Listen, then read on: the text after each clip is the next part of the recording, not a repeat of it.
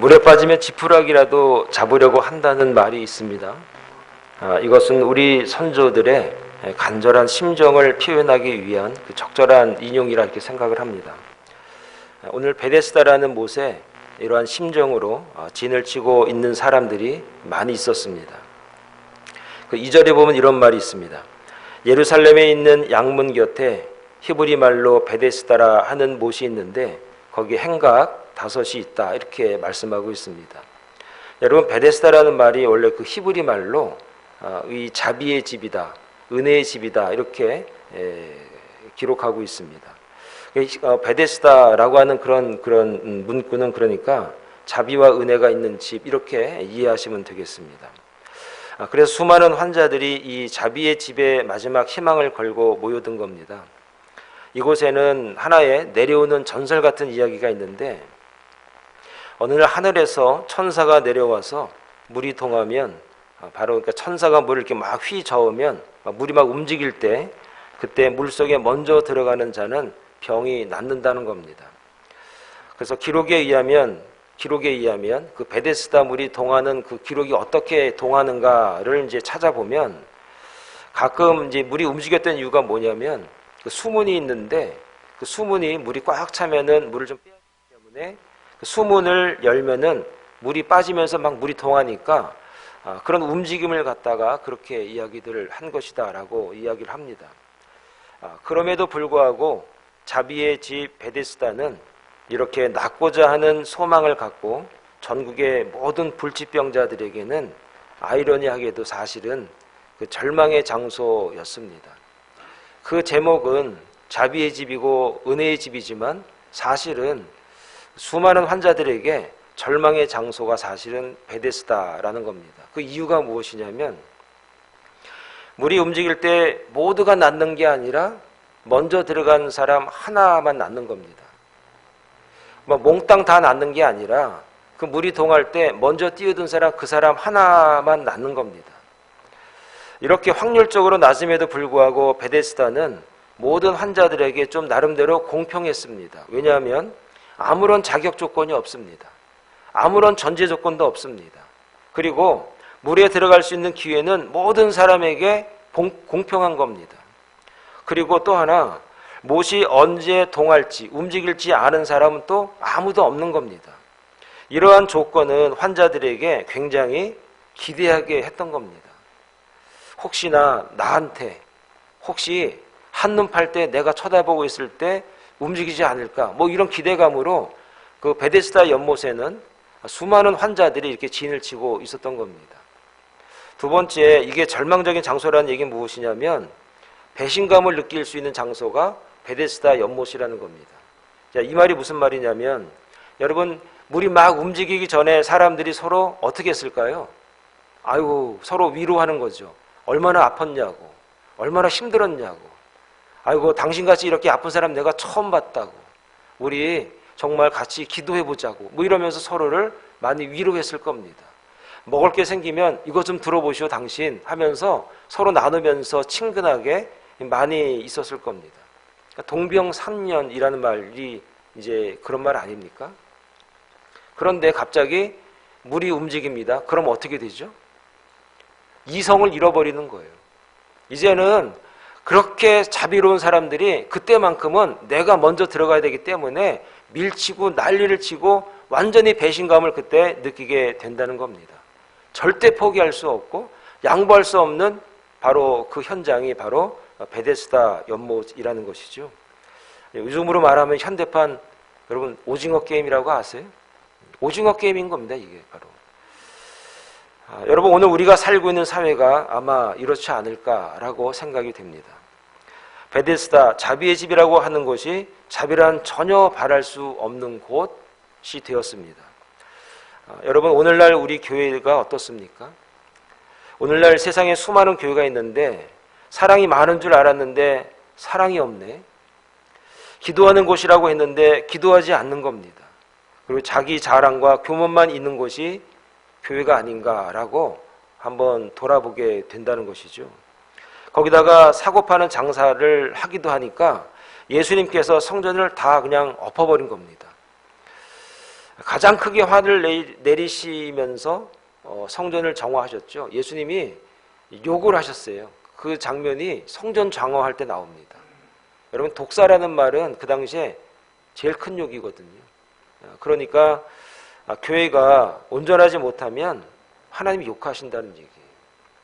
우리 교회에 주님이 오신다면 정말 이렇게 자비의 집, 기도의 집이다라고 주님이 여기실까라고 한번 돌아볼 수 있는 기회가 되어야 한다는 겁니다. 많은 성경학자들은 그리고 오늘 이 5장의 말씀을 갖다가 의도적으로 이 5장의 말씀을 넣었다라고 그렇게 해석을 하는 분도 많습니다. 왜냐하면 4장에 지난주에 말씀드린 게 4장인데 4장에서 제가 왕의 신하를 고친 곳이 갈릴리 가나 지역이라고 말씀을 드렸습니다. 그리고 6장에 가보면은 5,000명을 먹이신 그런 표적이 있어요. 근데 5,000명을 먹이신 표적이 갈릴리 바다 앞에서 했거든요. 그런데 오늘 본문을 읽었던 이 베데스다 연못의 이 사건은 예루살렘 옆에 있는 베데스다 연못에서 일어난 겁니다. 그 베데스다 연못, 그 예루살렘은 사해바다 옆에 있는 것이고 갈릴리하고는 며칠 정도 떨어져 있는 거리입니다. 그러니까 4장에서 6장으로 가는 것이 굉장히 자연스러운 문장이고 문구인데 갑자기 요한복음에서 5장이라고 하는 베데스다 이 사건을 갖다가 이렇게 중간에 끼워 넣은 이유가 무엇이냐 있는 것이죠. 여기서부터 우리의 궁금증은 시작이 되는 겁니다. 왜 하필 이 5장에서 베데스다에 관한 주님께서 베데스다에 가셔서 이런 표적을 보이시는가? 이 표적이 우리에게 주는 교훈이 무엇인가? 첫 번째는 우리가 알아야 될 게 무엇이냐? 주님께서 안식일에 오래된 병자들에게 찾아오셨다는 겁니다.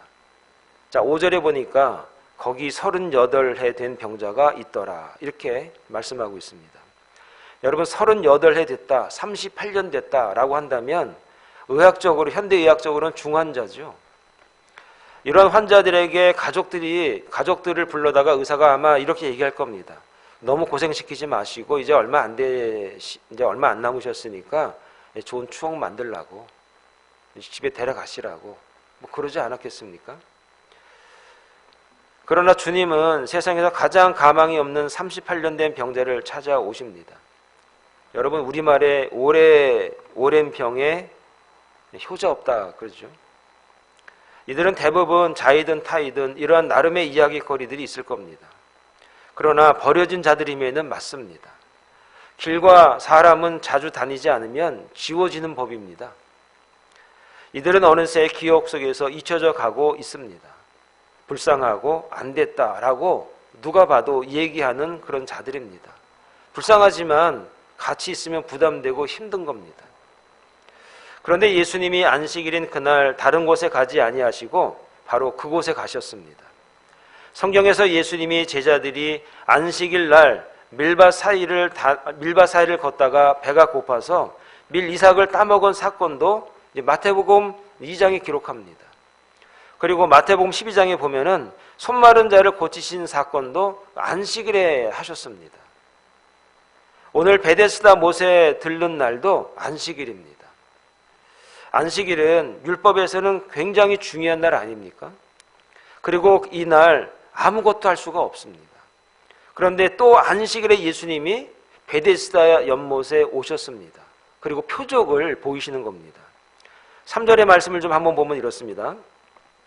그 안에, 베데스다 연못을 말하는 겁니다. 그 안에 많은 병자가 있었습니다. 어떤 병자냐? 종류가 나오는데 맹인, 다리 저는 사람, 혈기 마른 사람이 누워 물이 움직임을 기다리니 라고 기록하고 있습니다. 여러분, 혈기가 말랐다는 게 무슨 말이죠? 피 말랐다는 얘기잖아요. 중풍병 환자를 말하는 겁니다. 거기다가 38년이 됐습니다. 38년 동안 중풍병입니다. 태어나면서부터 38년 지났으면 이 사람이 38이었을 거고, 10살 때 그랬다면은 48이었을 거고, 20살 때 그랬다면 58이었을 거고, 여러분 중풍병이 좀 나이가 드시면 걸리니까 이 사람 나이가 꽤 많았을 거라 생각이 듭니다. 이 사람은 물이 동하는 것을 아마 보기를 원했을 겁니다. 자기 시대에 자기가 원한 그때에 물이 동하기를 기다렸을 겁니다. 그런데 문제는 뭐냐면은 이들은 물이 동한다고 해도 치료받기 어려운 사람들입니다. 여러분, 소경이 어떻게 물이 뛰는 것을 볼 수가 있습니까? 못 봅니다.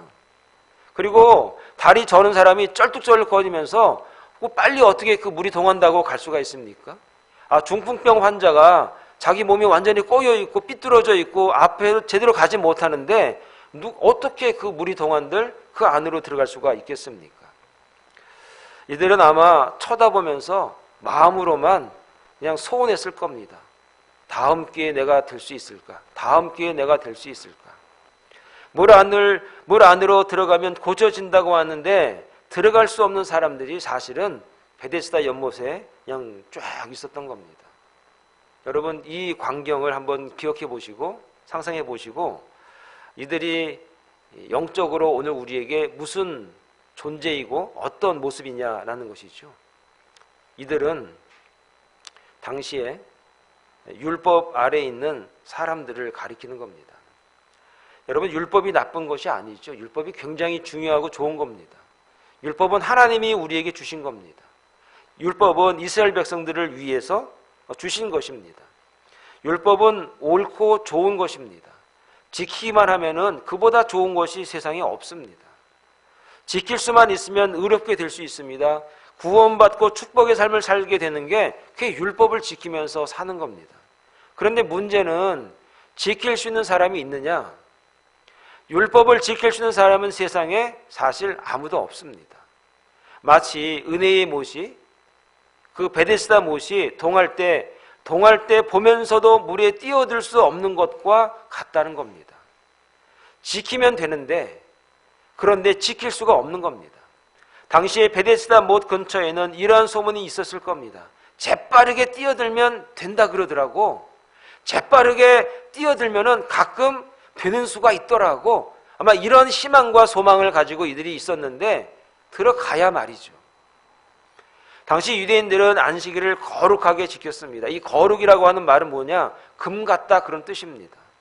금처럼 여겼다는 겁니다. 율법이라는 밧줄로 인해서 이들이 완전히 똘똘똘 묶여있는 상태가 바로 이들의 모습이라는 겁니다.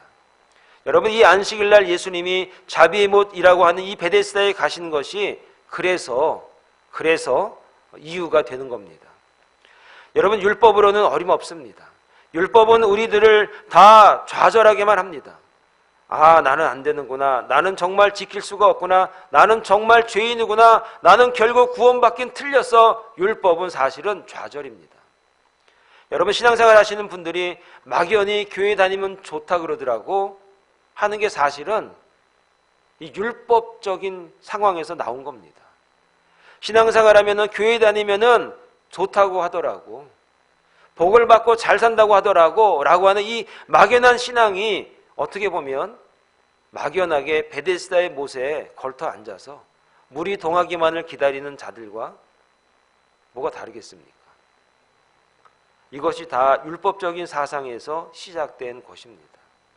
이러한 상황 가운데 예수님이 오신 겁니다. 율법으로는 안 된다는 것을 알고 있는 상황 가운데 예수님이 오신 겁니다. 아마 자신도 모르게 지금 율법적으로 신앙생활하고 있는 나에게 오늘 이 말씀과 함께 우리에게 주님이 오셨다라고 하는 겁니다. 두 번째 말씀을 좀 드리면은, 주님이 38년 된 환자에게 이렇게 말씀합니다. 내가 낫고자 하느냐. 6절의 말씀을 좀 읽어드리면 이렇습니다. 예수께서 그 누운 것을 보시고 병이 벌써 오래된 줄 아시고 이르시되 내가 낫고자 하느냐. 주님이 병이 오래된 줄 알고 그에게, 그 환자에게, 38년이나 된 그에게 내가 낫고자 하느냐 이렇게 묻습니다. 여러분, 이렇게 물어보면 여러분들은 어떻게 대답을 하는 게 상식적입니까? 네, 낫고 싶습니다. 이런 게 상식 아닙니까? 예, 낫기를 소망합니다. 낫기를 바랍니다. 정말 치료받고 싶습니다. 라고 말하는 게 상식이라는 거예요. 절망 속에 있는 38년 된 혈기 마른 자에게 예수님께서 찾아오셔서 말씀하십니다. 내가 정말 낫고자 하느냐? 내가 정말 낫기를 원하느냐? 그런데 그 자가 뭐라고 대답하냐면 이렇게 말합니다. 나를 저 안으로 넣어줄 사람이 없습니다. 이렇게 얘기를 하는 거예요. 아니, 낫고 싶냐고 물어봤으면 낫고 싶습니다라고 대답하면 되는데 딴 얘기를 하는 겁니다. 정말 낫기를 바라는 건지, 정말 낫고는 싶은 건지, 네, 나를 넣어줄 사람이 없어요. 여러분, 이렇게 말을 하는 겁니다. 여러분, 그러면서 그는 다른 사람과 또 비교합니다. 나보다 먼저 가는 자가 있습니다. 내가 빨리 가야 되는데 나보다 저들이 먼저 가는 바람에 제가 지금까지 못 들어갔어요. 네가 낫기를 원하느냐? 아니, 그러니까 나를 넣어줄 사람이 없다니까요. 나를 넣어줄 사람이 없습니다. 이렇게 얘기를 하는 겁니다. 그는 예수님께 낫고 싶다고 말하지 않고 어떻게 하면 노력하여서 못에 들어갈 수 있을까를 고민하고 있는 겁니다. 여러분, 이게 얼마나 시각이 다릅니까? 아직도 자신의 능력으로 병을 고칠 수 있다라고 하는 희망과 소망이 이 환자에게 있는 겁니다. 그런데 예수님은 은혜의 이모 자비의 못에서, 이 베데스다에서 은혜를 소원하지 않은 그에게, 낫기를 원하냐고 말했던 그 자에게 나를 넣어줄 사람이 없어서 내가 아직 이러고 있네요 라고 하는 그 자에게 뭐라고 말씀하시냐면 일어나 걸으라 라고 말씀하십니다. 여러분, 바로 이것이 은혜입니다. 바라지 않았는데, 능력이 없는데 주어지는 것이 바로 은혜라는 것입니다. 성경은 은혜와 행위를 굉장히 구분을 잘 짓습니다. 여러분, 행위라는 것이 무엇이냐면 결과에 대해서 자신의 노력, 근거나 조건을 제시할 수 있는 거예요. 내가 이렇게 노력하고 이렇게 공부하고 이렇게 수고했더니 이렇게 됐습니다 라는 것이 행위예요. 은혜라는 것은 무엇이죠? 자신이 얻은 결과에 대해서 자신의 노력이나 근거나 조건을 갖고 있지 않는 게, 제시할 수 있는 게 하나도 없는 것이, 그게 은혜인 거예요. 그러니까 이 38년이나 된 이 환자는 자신이 내어놓을 수 있는 것이 하나도 없는 거예요. 내가 낫기를 소망하느냐, 내 낫기를 원하느냐라고 말했을 때 그는 거기에 대한 대답도 못했던 사람이에요. 여러분, 베데스다는 자비의 집, 은혜의 집이라는 뜻을 가지고 있지만 행위의 원리가 적용되고 있는 그런 이상한 곳인 겁니다. 바로 그곳에서 예수님께서 병 고침의 은혜를 베푸심으로 자신이 진정한 은혜의 집이라는 것을 우리에게 선포하시는 거예요. 이처럼 예수님께서 우리를 찾아오셔서 우리를 구원하신 것은 하나님의 은혜로 말미암은 것입니다.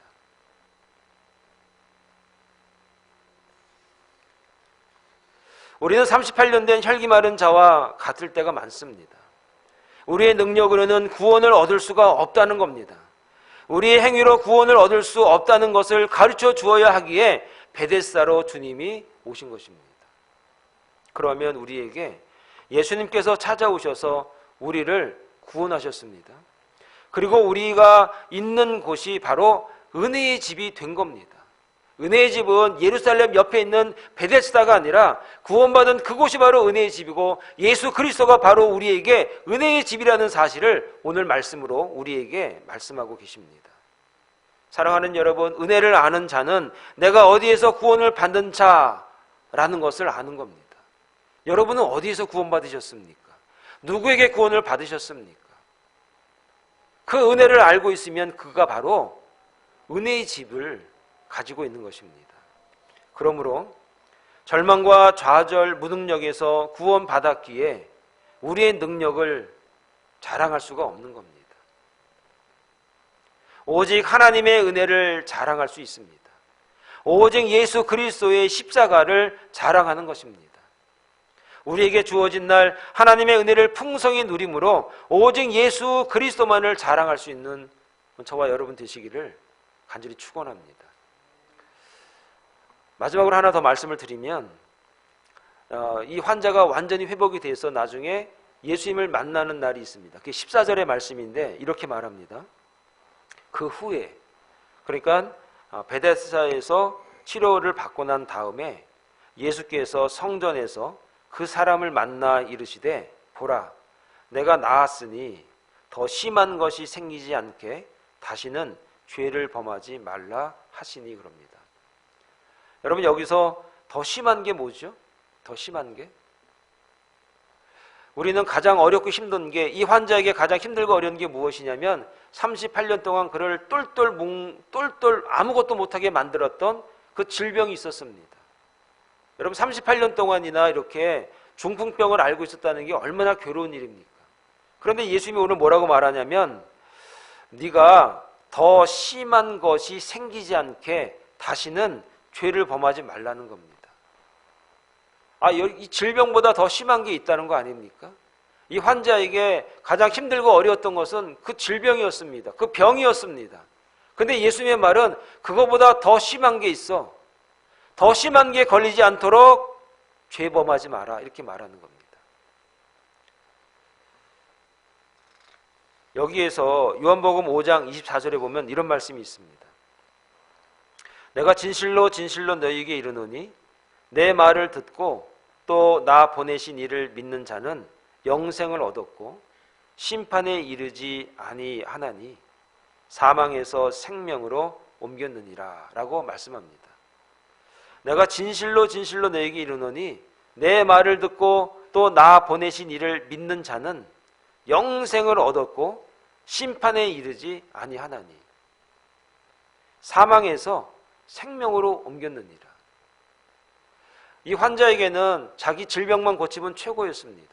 근데 주님이 봤을 때는 질병보다 더 심한 게 있는데 그게 뭐냐면 사망이라는 겁니다.